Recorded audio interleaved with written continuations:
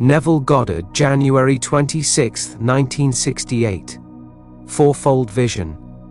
William Blake once wrote these words to his friend Thomas Butts: "Now I a fourfold vision see, and a fourfold vision is given to me. 'Tis fourfold in my supreme delight, and threefold in soft Beulah's night, and twofold always. May God us keep from single vision and Newton's sleep." Fourfold vision is to single vision as ordinary sight is to blindness. We all experience single and threefold vision. It's twofold and fourfold vision that one must consciously work to achieve. A hard-headed, common-sensed, rational man sees with his single vision. To him, a man is a man, a tree is a tree, a rose is a rose, and a dog is a dog. The idea that imagination could create reality would be sheer nonsense to him, and he would think you mad if you tried to tell him so. Being rational, the single vision man lives in a world where things are what they seem to be. In that world, everything can be weighed and measured. A minute is 60 seconds, and a pound is 16 ounces. No more or no less. Blake refers to that kind of man as Newton's sleep, saying, "May God us keep from single vision and Newton's sleep." Twofold vision occurs when everything is seen as an image. I have stood before a fireplace and enjoyed its warmth and light. I have watched the flames leap up and subside, fall into embers, then turn into ash, and to all appearances, vanish. And I have said to myself, my life is like a fire. At that moment I achieved a simile. I didn't stop there, however, but said, life is fire, my life is fire. Having achieved a metaphor, I dropped the eyes and said to myself, life and fire are similar. I will never again see one and not see the other, or feel one and not imagine the other. At that moment I had achieved a symbol, a poetic image. Fire is now an image which reminds me of life. Verdi once said, "All things transient are but images." Is there anything here that is not transient? I have a friend who recently discovered 2 lovebirds had nested near his window, with 3 eggs in their nest. My friend now has 14 days of waiting for them to hatch out. They will come forth, much to his pleasure, wax, wane, and then vanish. They, like all things transient, are but symbols, and if you will but turn the object seen into its symbol, twofold vision will be yours. Mr. Haley, a man who thought himself a poet, was a man of considerable wealth. He gave Blake a home with a beautiful garden for him, his wife, and sister to live in. One day, Blake found a drunken soldier stretched out in his garden. When the man refused to leave, Blake took him by the elbows and marched him out of the garden. Now, a garden does not just happen. Man must be present to transform a plot into a garden, which must be planted and cared for, or it will go to seed. Blake saw the drunken soldier as the symbol of his spiritual enemy, yet physical friend. You see, although Mr. Haley had fed and sheltered Blake, he wanted no part of his poetry or artistic work, so he was Blake's spiritual enemy. Of him Blake wrote, "I can tolerate my physical enemy, but not my spiritual one, for he destroys my creative power." Blake saw everything in his life as a symbol. To him the sun was not a round disk in the sky, but a host of angels singing, "Holy, holy, holy, Lord God Almighty." Always thinking in symbols, twofold vision was always his. Threefold vision is yours when the images begin to dream, to have love affairs, marry, and beget. Your dreams of the day and night are threefold vision, which Blake calls soft Beulah's night. Your moods are your dreams in daylight, forming a threefold vision. Capture a mood which would imply the fulfillment of your desire, then become so intense in that threefold vision that you enter your fulfilled desire, and you will move into fourfold vision. Having entered this dream of life, man has forgotten where he laid himself down to sleep. Thoreau once said, "The truest life is to be in a dream, awake." Once this world was only a dream, but man became so intense, he awoke in his dream and turned to single vision in place of reality. Now, this world has become the stream of reality. Knowing this, start to assemble images in your mind that, if true, would imply the fulfillment of your desire. Let the images play together, interweave, fall in love, and reach fulfillment. Let me illustrate by telling a story which a friend recently shared with me. For some time, he had an objective problem which he did nothing about imaginatively. Then one day while in his office, he constructed a scene which, if true, would imply that the problem had been solved and his desire fulfilled. He ran through the scene several times in his mind, then entered it to rehearse the voices and scenery there. Breaking his concentration, he finished work and returned to his home. That night he again entered the scene, and as it became alive he fell asleep and had this dream. He was a disembodied observer of a party given to congratulate a young man who had just come into a great fortune. Congratulating the young man, he asked, "How did you accomplish this?" And the man replied in a most embarrassing way, "It was so easy. I simply did what I should have done a long time ago." Upon hearing this statement, my friend entered into the spirit of that young man and felt his embarrassment and unworthiness. Then, once again becoming the observer, he heard the young man say, "It was not a vicarious thrill. Entering the state, I actually experienced the sensation." My friend seemed to be observing someone else, but there is no one else. Humanity is a single being, in spite of its millions of forms and figures. There is seeming separation, as divined in our own being when we were dramatically sundered, thereby causing a seeming other to play the part we wrote for ourselves. My friend wrote the script and played the parts by entering into a fourfold vision. In so doing, he carried it into his own intensity. We are all asunder, as every being is self made visible. You have given yourself every individual in your world as an image, and you alone know what he represents. A friend saw his mother as an image of the material world. A wonderful mystical experience followed this realization. When my friend found himself, as a young man, standing in a suite of rooms looking out to sea. Having written a letter to his mother, he opened the front door to find a lady standing there. Then he said, "I was going to mail this letter to my mother, but now I remember that she is dead." The lady agreed, saying, "Yes, she died a long time ago." This statement surprised him, for in our measure of time it had only been a few months. Then he asked, "Hasn't my mother been paying for these rooms?" And the lady replied, "No, the undertaker has. He felt it better that you think she was providing for you until you awoke and came to your senses. This gentleman is on the verge of complete awakening into an entirely different age. No one knows the day it will happen. He will not depart, however, 1 hour before his time, neither can he delay it 1 hour. Scripture tells us, who, by taking thought, can add 1 hour to his span of time. You need not be anxious, because you cannot postpone or hasten your departure, in spite of heart transplants and life-extending diets. You will notice, however, that all the dietitians, doctors, and health addicts do not live 1 hour longer than those who are not. I have a friend in Barbados who, during Prohibition, was so drunk I had to pour him on a boat for the mainland. This man would drink anything that contained alcohol. Now a man in his 80s, he is still drinking as far as I know, while all of the doctors who warned him that if he continued it would kill him are now dead. He only vegetates today, having lost his sight, but he is learning his lesson in his own way. God the Father in him is dreaming his dream of life. One day he will come to his senses and realize that the world is but himself pushed out. In each one of us God the Father awakes, for he is one, not two.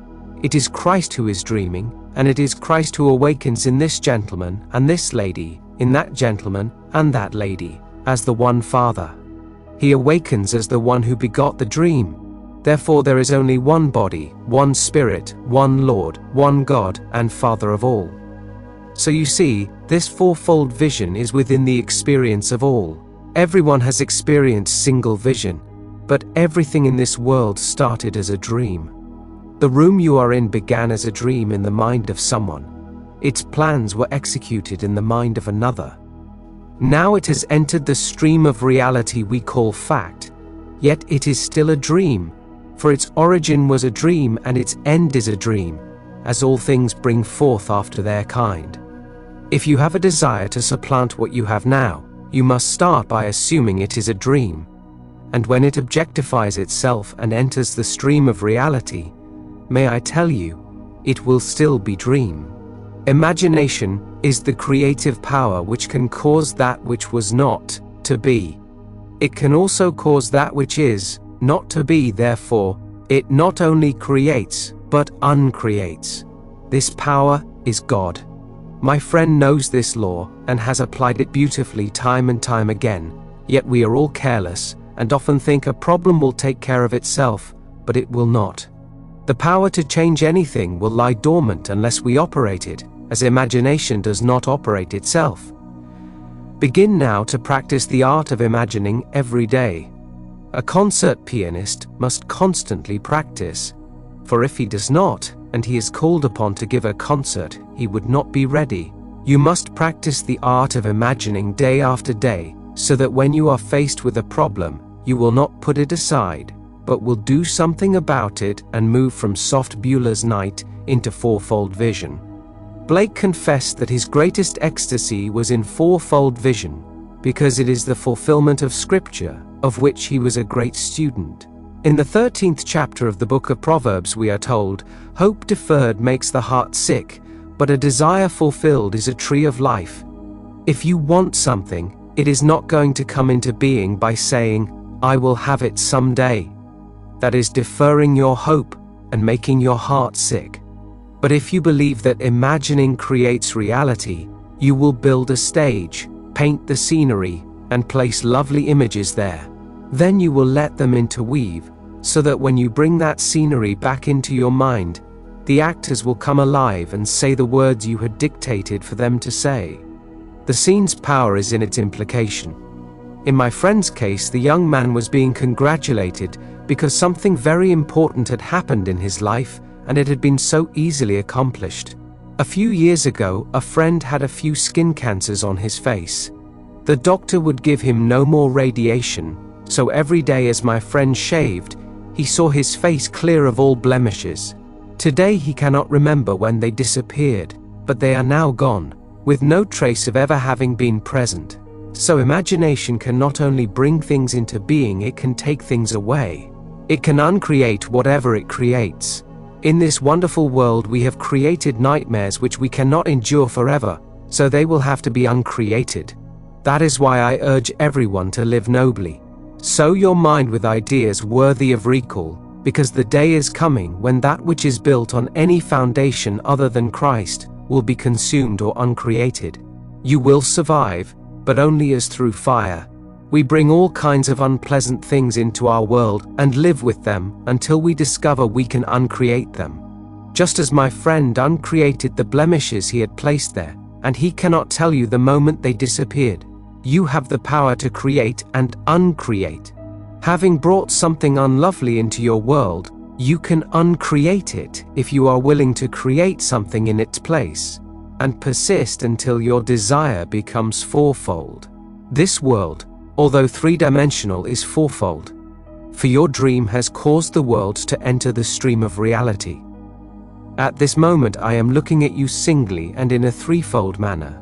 If I see you as an image, representing other than what you appear to be, I am seeing you twofold. And when I meet you in soft Beulah's night, I will understand what you are trying to tell me in my fourfold dream. A friend told me that I represent Christ to him, that when he conjures me in his dreams, he knows that the image of God's power and wisdom is speaking to him through the voice of his friend called Neville. Neville is only a symbol, as he should be. I am a symbol, and everyone sees me differently. For I am in every being just as you are, for God is one, now fragmented. The world is God made visible, and God's name forever and ever is I am. The next time you see a fire in the fireplace, think of it as the symbol of life. Achieve a poetic image by never seeing one and not thinking of the other. As you look at the fire and feel its warmth, something will begin to stir within you, and from then on, twofold vision will be yours. Start with one image, and it will become 2, then 4, then 8, as everything will form an image in your mind. Blake saw everything as an image. To the world, Schofield was a lonely soldier asleep in a garden. But, because Blake's garden was the image of his creativity, finding a sleeping drunken soldier there was like finding him in his wife's bed, so Blake removed him. Although a very small man in stature, Blake had the courage of a giant, and removed that which was the symbol of his spiritual enemy. Start now to experiment with these 4 types of vision. Unless you are physically blind, you have single vision. When you see another meaning to that which appears to be, you are beginning to have twofold vision. This world is threefold, and when you imagine something other than that which you are now tied to and occupy it, the thrill of fourfold vision will be yours. Then when you sit down to prepare your dream, its occupants and scenery will become alive, their voices will be heard, their friendly touch felt, and fourfold vision will be your supreme delight. Do not expect your desire to be fulfilled overnight, for all things have an interval of time between their planting and their entrance into the stream of life called reality. But I urge you to practice, and continue to practice. For you are moving into a world where all is imagination, and you will create at will. You won't have to travel by any worldly means to visit Europe, Asia, or any foreign country. For everything and every means necessary to objectify your thought is within you. Truly, you have never left your eternal home. You are sleeping there, dreaming this world into being. Before falling asleep, you were called a prince and told that you were gods, sons of the Most High. You would, however, die like men and fall as one man. Now, in order to be a prince, you father must be a king. Well, your father is the King of Kings, the Lord of Lords, and together we form the one Lord, for God is one. We descended in consciousness and made our dreams so real by entering into the stream that they took on the tones of reality. As our eye opened upon the scene, single vision caused us to become locked in the prison of our senses and reason. Now we have become practical, down-to-earth, hard-headed men who know that life is a battle and we must take advantage of everyone before he takes advantage of us. We pile up our millions, and then the Father says it's time to go, so we slip off this little garment to put on another, just like this one, only young, with nothing missing. There, we continue our single vision until we come to our senses and awaken. The man with single vision thinks the great Mother Earth is paying the rent and providing for him. The undertaker will allow him to think so until he awakens and comes to his senses. Do not postpone your dreams, and do not think that because you heard what to do, your desires will come to pass. It's so easy to hear the truth and postpone the doing, but I urge you to be like my friend. Stop postponing and do what you want to have done, for if you do, it will come to pass. Remember to like and subscribe, and let the sound of the bell guide you back. Now let us go into the silence.